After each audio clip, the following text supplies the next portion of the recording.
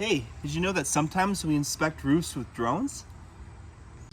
Typically, our preferred method is to get up on the roof and walk it to look for defects related to the roof covering material.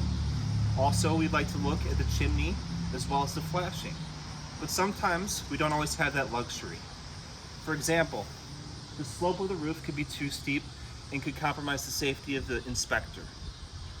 Other conditions would include the roof covering material. Sometimes, for example, a slate roof, a wood roof, or clay tile. Those are materials where we would not recommend an inspector walk upon those roofs. So in those cases, we would use a drone to get up there and get an accurate picture of that roof. Okay, so everything's all set up. I've just checked around, so we're good to take off here. So let's go right ahead.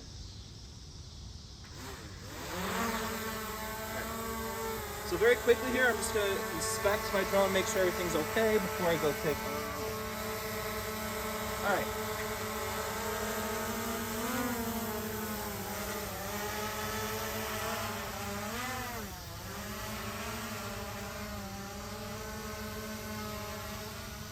So first things first, what I want to look at here is the gutter line. Make sure that everything is secure. There aren't any loose nails or any bent areas or debris in the gutters that could clog and prevent water from properly draining. So now I'm inspecting the ridge line, making sure that all those shingles are properly secure. There aren't any exposed fasteners.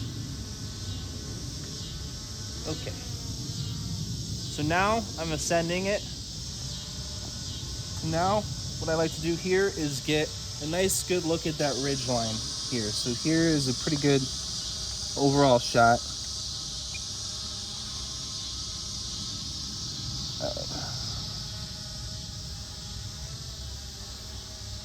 So let's move closer to the drone. It's always good to be sort of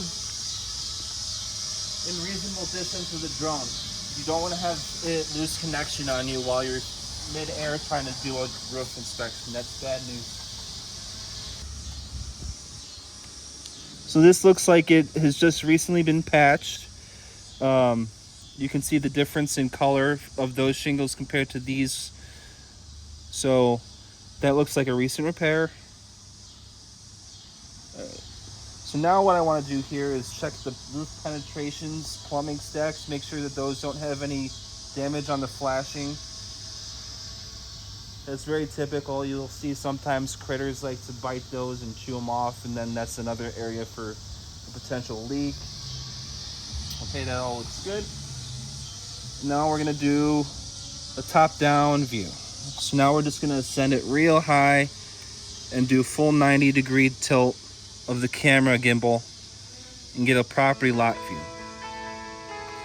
And I like to add these in the report. It's very nice. Sometimes you can see where the trees are overhanging the roof material. So that's an easy way to just circle it and show it in the report. Okay, so now that all looks good. We got all our photos. So now let's land this thing